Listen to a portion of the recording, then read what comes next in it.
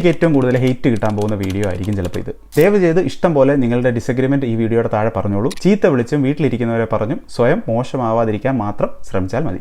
ഞാനിവിടെ ഇന്ത്യയെ പറ്റി അല്ല പറയുന്നത്. കേരളം കഴിഞ്ഞ് മറ്റുള്ള ഇന്ത്യയിലുള്ള സംസ്ഥാനങ്ങളിൽ ഒരുപാട് പോസിറ്റീവ്സും നെഗറ്റീവ്സും ഒക്കെ ഉണ്ട്. കേരളം ഡെഫിനറ്റ് ആയിട്ടും നമുക്ക് സേഫ് ആയിട്ടും ഹെൽത്തി ആയിട്ടും ഒക്കെ ജീവിക്കാൻ പറ്റുന്ന one of the best States തന്നെയാണ് ഇന്ത്യയിലുള്ളത്. പക്ഷേ എനിക്ക് കുറച്ച് കാര്യങ്ങൾ പറയാനുണ്ട്. റോഡിൽ ആളുകൾ വണ്ടി ഓടിക്കുന്നത് മോശമായിട്ടാണ്, ജോലി സാധ്യത കുറവാണ്, ഇങ്ങനെ വളരെ ജനറിക് ആയിട്ടുള്ള ഒരു കാര്യം പറയാൻ ഞാൻ ഉദ്ദേശിക്കുന്നില്ല. ഇനി ഞാനിത് പറയാനുള്ള മേജർ ആയിട്ടുള്ള റീസൺ, കേരളത്തിന് ഒരുപാട് പൊട്ടൻഷ്യൽ ഉണ്ട്, അത് ഒരുപാട് ബെറ്റർ ആവാനുള്ള സാധ്യതയുണ്ട് എന്ന് എനിക്ക് തോന്നിയതുകൊണ്ട് മാത്രമാണ്. അത്രത്തോളം പൊട്ടൻഷ്യൽ കേരളത്തിനുണ്ട് എന്നും ഈ കാര്യത്തിലൊക്കെ കേരളം ഒരുപാട് ബെറ്റർ ആവണമെന്നും ഞാൻ ആത്മാർത്ഥമായിട്ട് ചിന്തിക്കുന്നത് കൊണ്ട് കൂടിയാണ് ഞാൻ ഈ വീഡിയോ ചെയ്യാൻ ഉദ്ദേശിച്ചത്. അപ്പോൾ ഞാൻ ഓരോ കാര്യങ്ങൾ പറയുന്ന സമയത്ത് മറ്റുള്ള സ്റ്റേറ്റ്സിൽ ഇതിന്റെ പകുതി പോലും ഇല്ലല്ലോ എന്നൊന്നും ദയവ് ചെയ്ത് പറയരുത്. ഞാൻ കേരളം മാത്രമാണ് ഇവിടെ കോൺസെൻട്രേറ്റ് ചെയ്യാനായിട്ട് ഉദ്ദേശിക്കുന്നത്. അപ്പോൾ കേരളം ജീവിക്കാൻ വളരെ നല്ലൊരു സ്റ്റേറ്റ് ആണെങ്കിൽ പോലും കേരളത്തിൽ ജീവിക്കുന്നത് ഒരു വലിയ നൈറ്റ്മെയർ ആവുന്നത് എന്തൊക്കെ കാര്യങ്ങൾ കൊണ്ടാണ് എന്ന് നമുക്കൊന്ന് നോക്കാം.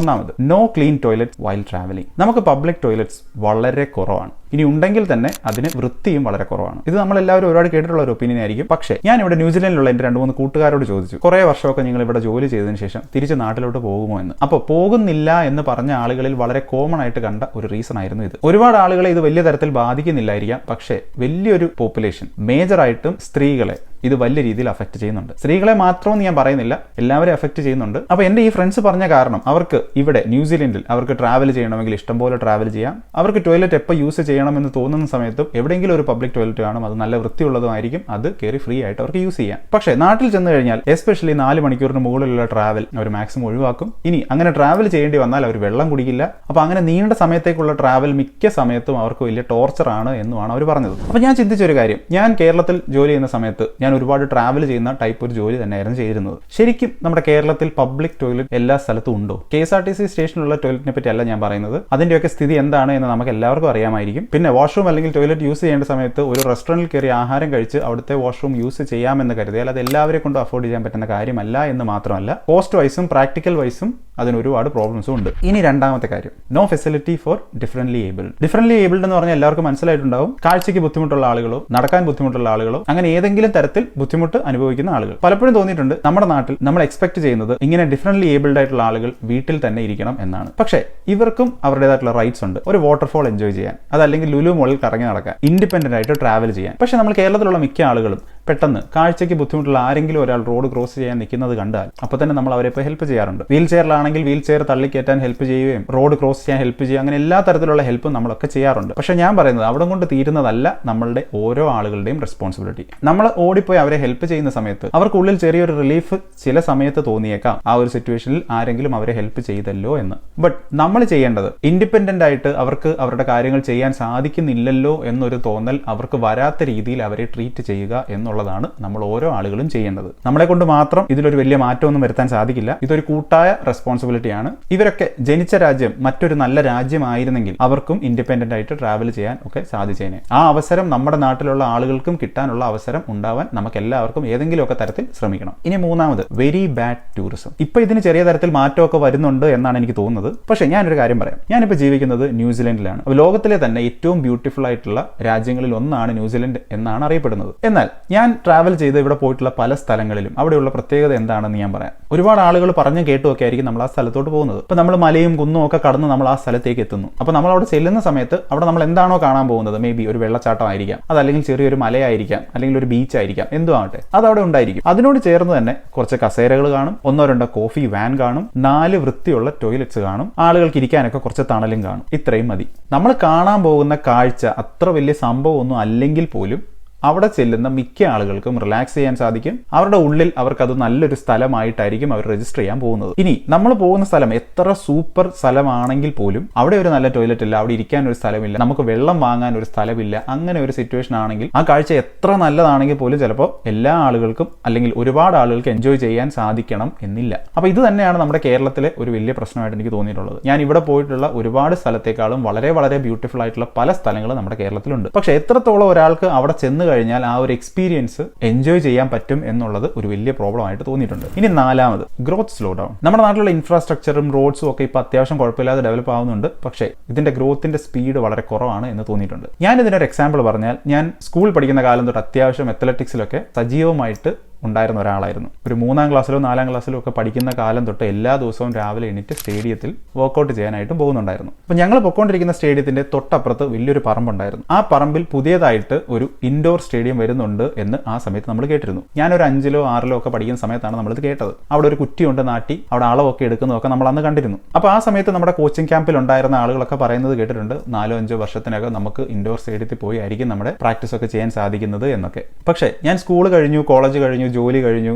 അന്നുണ്ടായിരുന്ന എൻ്റെ പ്രായത്തിന്റെ 3 ഇരട്ടിയോളം പ്രായം ഇപ്പം എനിക്കുണ്ട്. പക്ഷേ ഇപ്പോഴും ആ സ്ഥലത്ത് ആ കുറ്റി മാത്രമേ ഉള്ളൂ. അപ്പോൾ ആ പറമ്പിന്റെ തൊട്ട് മുമ്പിൽ ബസ് പോകുന്ന റൂട്ടാണ്.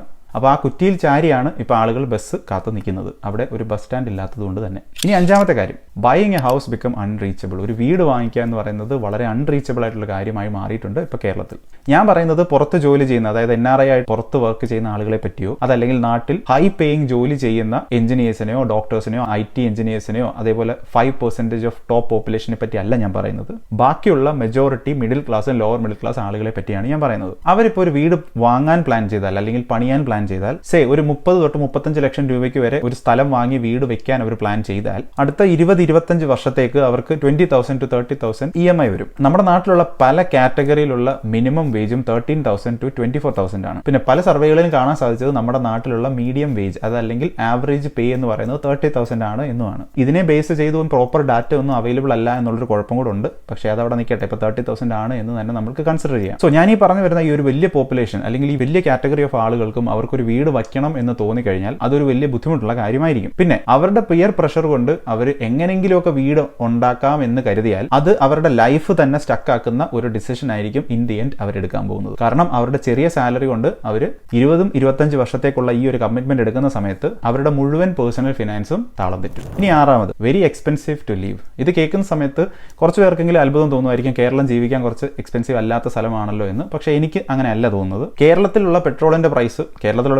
എന്ന് ഞാൻ പറയുന്നില്ല, ഇന്ത്യയിലുള്ള മുഴുവൻ പെട്രോൾ പ്രൈസ് ഏകദേശം സിമിലർ ആണ്. ബട്ട് ഞാൻ ആദ്യം തന്നെ പറഞ്ഞല്ലോ, ഞാൻ കേരളത്തിനെ പറ്റിയാണ് ഇവിടെ പറയുന്നത്. അപ്പോൾ കേരളത്തിലുള്ള പെട്രോളിന്റെ പ്രൈസ് എന്ന് പറയുന്നത് ഇവിടെ ന്യൂസിലൻഡിലുള്ള പെട്രോളിന്റെ പ്രൈസുമായിട്ട് ഏകദേശം കമ്പാരബിൾ ആണ്. പിന്നെ വേറെ ഒരുപാട് സാധനങ്ങൾക്ക് കേരളത്തിൽ ന്യൂസിലൻഡിൽ ഉള്ളതിനേക്കാളും വില കൂടുതലാണ് എന്നും എനിക്ക് തോന്നിയിട്ടുണ്ട്. ഞാൻ ഐഫോണിനെ പറ്റിയോ LED TVയെ പറ്റിയോ അതല്ലെങ്കിൽ വലിയ വിലപിടിപ്പുള്ള കാറുകളെ പറ്റിയൊന്നും അല്ല. ഇതിനൊക്കെ ഡെഫിനറ്റ്ലി കേരളത്തിൽ തന്നെയാണ് വില കൂടുതൽ. പക്ഷെ ഞാൻ പറയുന്നത് ആളുകൾക്ക് ഇതില്ലാതെ ജീവിക്കാൻ പറ്റില്ല എന്നുള്ള ചില കാര്യങ്ങളുണ്ടല്ലോ. ഫോർ എക്സാമ്പിൾ ഞാൻ പറഞ്ഞതുപോലെ പെട്രോൾ, അതില്ലാതെ നമുക്ക് മുമ്പോട്ട് ജീവിക്കാൻ പറ്റുന്നില്ല എന്ന് ഉള്ള ചില കാര്യങ്ങൾക്ക് പോലും കേരളത്തിൽ ഒരുപാട് വിലയാണ് എന്ന് തോന്നിയിട്ടുണ്ട്. ഇനി 7ാമത്തത് റോഡ് ബ്ലോക്സ്. അപ്പോൾ ഈ റോഡ് ബ്ലോക്ക് ചെയ്യുന്നത് ആരാണ് എന്ന് ചോദിച്ചു കഴിഞ്ഞാൽ അത് പറയാതിരിക്കാൻ നിവർത്തിയില്ല. ചില പൊളിറ്റിക്കൽ പാർട്ടീസും ചില റിലീജിയസ് ആളുകളുമാണ് നമ്മൾ കൂടുതലായിട്ട് നമ്മുടെ റോഡ് ബ്ലോക്ക് ചെയ്യുന്നത്. ഇതൊക്കെ ചെയ്യുന്നതിന് ഒരു പ്രോബ്ലം ഇല്ല. പക്ഷേ ഈ ബ്ലോക്ക് ചെയ്യുന്ന റോഡിന് പ്രോപ്പർ ആയിട്ട് ഒരു ഡീറ്റൂർ അവർ പ്ലാൻ ചെയ്യണം. For example A to B പോകുന്ന റൂട്ടിലാണ് ഇവർ അവരുടെ ഗ്യാതറിംഗ് പ്ലാൻ ചെയ്യുന്നതെങ്കിൽ മാക്സിമം ഇതൊക്കെ ഒഴിവാക്കുന്നതാണ് ഏറ്റവും നല്ലതെന്ന് തന്നെയാണ് ഞാൻ അഡ്വക്കേറ്റ് ചെയ്യുന്നത്. പക്ഷേ നമ്മുടെ നാട്ടിൽ ഇത് എത്രത്തോളം പോസിബിൾ ആണ് എന്ന് എനിക്കറിയില്ല. പക്ഷേ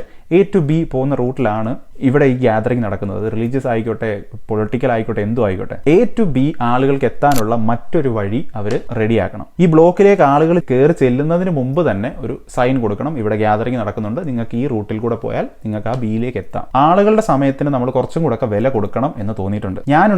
അതായത് ഞാൻ പോയിക്കൊണ്ടിരുന്ന എൻ്റെ റിലീജിയസ് പ്ലേസിലും ഇതേപോലെ റോഡിൽ ഇറങ്ങി നടക്കുന്ന ഒരു പരിപാടി ഉണ്ടായിരുന്നു. ഞാനൊരു സ്കൂളിൽ പഠിക്കുന്ന കാലം തൊട്ട് തന്നെ ഞാൻ ഇത് അറ്റൻഡ് ചെയ്യുന്ന പരിപാടി നിർത്തി. ഞാൻ അത്ര റിലീജിയസ് ആയിട്ടുള്ള ഒരാളല്ലാത്തതുകൊണ്ട് മാത്രമല്ല, ആളുകളുടെ ഫ്രീഡം ഓഫ് മൂവ്മെന്റിനെ ഇത്രത്തോളം നെഗ്ലക്ട് ചെയ്യുന്നതും ഇത്രത്തോളം എതിർക്കുന്നതും മോശമായിട്ടൊരു കാര്യമാണ് എന്ന് എനിക്ക് ആ പ്രായത്തിലെ തോന്നിയതുകൊണ്ടാണ്. ഇപ്പോൾ ഒരു റോഡിന്റെ നടുക്കൂടെ ഇറങ്ങി എല്ലാ കാറുകളെയും എല്ലാ ആളുകളെയും ബ്ലോക്ക് ചെയ്തുകൊണ്ട് നടന്നു പോവുകയാണെങ്കിൽ നമുക്കത് വളരെ വിയേർഡായിട്ട് ഫീൽ ചെയ്യും. നമ്മൾ ആരെങ്കിലും വന്ന് അവരെ പിടിച്ചു മാറ്റും.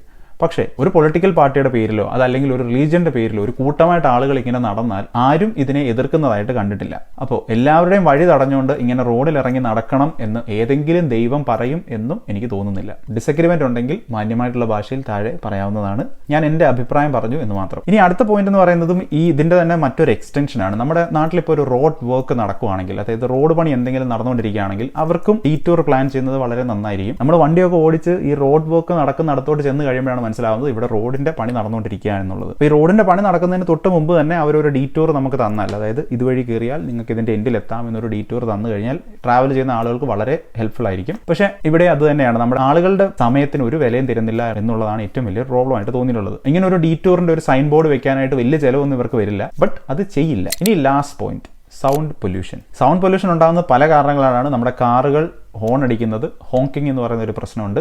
അത് പുറത്തെ രാജ്യത്ത് പോലുള്ള എല്ലാ ആളുകൾക്കും മനസ്സിലാവും. അത് ഈ കാറിൻ്റെ ഹോൺ എന്ന് പറയുന്നൊരു സാധനം വേറെ രാജ്യങ്ങളിലൊന്നും വളരെ കുറവാണ് ഉപയോഗിക്കുന്നത്. പക്ഷേ അത് പോട്ടെ, അത് നമ്മുടെയൊക്കെ ആ ഒരു കൾച്ചറിൻ്റെ ഭാഗമാണ്, നമ്മൾ വെറുതെ ഇരുന്ന് ഹോൺ അടിച്ചുകൊണ്ടിരിക്കുക എന്നുള്ളത്. അതിനേക്കാളൊക്കെ മുകളിലാണ് നമ്മുടെ നാട്ടിലുള്ള സ്പീക്കറുകൾ. അതായത് പല ഫംഗ്ഷൻസും, അത് റിലീജിയസ് ആയിക്കോട്ടെ, പൊളിറ്റിക്കൽ ആയിക്കോട്ടെ, അതല്ലാത്ത പരിപാടികളായിക്കോട്ടെ, ഇതിനൊക്കെ ഉപയോഗിക്കുന്ന സ്പീക്കറുകളും ഫയർ വർക്ക്സും ഒക്കെ ഒരു റെസ്ട്രിക്ഷനും ഇല്ലാതെ യൂസ് ചെയ്യുക എന്ന് പറയുന്നത്. ഇപ്പോൾ ഒരു പൊളിറ്റിക്കൽ പാർട്ടിയുടെ ഒരു പരിപാടി ആയിക്കോട്ടെ, അതല്ലെങ്കിൽ ഒരു റിലീജിയസ് പാർട്ടിയുടെ ഒരു പരിപാടി ആയിക്കോട്ടെ, അവർ സ്പീക്കർ വെച്ച് നടക്കുന്നത് ആ ഒരു കോമ്പൗണ്ടിലുള്ള ആളുകൾ മാത്രം കേട്ടാൽ മതി. അതിൽ ഇൻട്രസ്റ്റഡ് ആയിട്ടുള്ള ആളുകൾ ആ കോമ്പൗണ്ടിനുള്ളിൽ കാണുമല്ലോ. ഇത് സ്പീക്കർ തിരിച്ചു വെച്ചിട്ട് നാട്ടിലുള്ള എല്ലാവരെയും കാണിക്കണം. അതല്ലെങ്കിൽ കൊച്ചു കുഞ്ഞുങ്ങൾ, ജനിച്ചു വീണ കൊച്ചു കുഞ്ഞുങ്ങളുള്ള വീടൊക്കെ ചിലപ്പോൾ അടുത്ത് കാണും. അവിടെ ഫയർ വർക്സിന്റെ ഒക്കെ സൗണ്ട് കേട്ട് ചിലപ്പോൾ കുട്ടികൾ പേടിച്ചു എന്ന് വരാം. അതല്ലെങ്കിൽ ഇപ്പോൾ കുട്ടികളൊക്കെ ഉള്ള വീട്ടിലുള്ള ആളുകൾക്ക് അറിയായിരിക്കും ഒരുപാട് ബുദ്ധിമുട്ടായിരിക്കും കുട്ടികളെ കിടത്തി ഉറക്കുന്നത്. അപ്പോൾ ഇതേപോലത്തെ റിലീജിയസ് ആയിട്ടുള്ള പാട്ടുകളും ബഹളങ്ങളും ഒക്കെ വെച്ച് നമ്മൾ ഈ സ്പീക്കർ എടുത്തിട്ട് ഇവരുടെ വീടിന്റെ മുമ്പിൽ കൊണ്ടുവച്ച് കഴിഞ്ഞാൽ അവർക്ക് എത്രത്തോളം ബുദ്ധിമുട്ടാണ്. അപ്പോൾ മറ്റുള്ളവരുടെ ഫ്രീഡത്തിനെ നമ്മൾ വല്ലാണ്ട് കൈ കടത്തുന്നുണ്ട് എന്നുള്ളൊരു വലിയ പ്രോബ്ലം ആയിട്ട് തോന്നിയിട്ടുണ്ട്.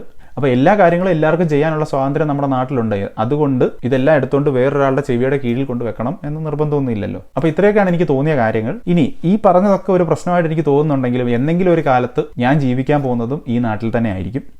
കേരളത്തിൽ തന്നെ ആയിരിക്കും. ഞാൻ വളർന്നത് കേരളത്തിലാണ് എന്നുള്ളതിൽ ഞാൻ വളരെ ഹാപ്പിയാണ്. ഒരുപാട് നല്ല കാര്യങ്ങൾ കേരളത്തിലുണ്ട് എന്നുള്ളത് ഞാൻ തീർച്ചയായിട്ടും അക്നോളജ് ചെയ്യുന്നു. അപ്പോൾ ഡെഫിനറ്റ് ആയിട്ടും ഈ വീഡിയോ കാരണം എനിക്ക് കുറച്ചെങ്കിലും ഹെയ്റ്റ് കിട്ടും എന്നാണ് ഞാൻ കരുതുന്നത്. എന്നാൽ നീ ഇങ്ങോട്ട് വന്ന് കേരളം ഭരിക്കുക എന്നൊക്കെ. നമ്മുടെ കേരളം ഭരിക്കുന്ന പൊളിറ്റീഷ്യൻസ് ഒന്നും ചെയ്യുന്ന ജോലി മോശമാണ് എന്ന് പറയാനല്ല ഞാനിവിടെ ഉദ്ദേശിച്ചത്. യേശുദാസ് പാടിയ ആ ഒരു പാട്ട് എനിക്ക് ഇഷ്ടപ്പെട്ടില്ല എന്ന് പറയുന്നതിനായി യേശുദാസ് പാടുന്നതിനേക്കാൾ നന്നായി പാടണം എന്ന് നിർബന്ധമൊന്നുമില്ലല്ലോ. Criticism is the key for improvement. ഞാനത് ചെയ്യാൻ ശ്രമിച്ചു എന്ന് മാത്രം.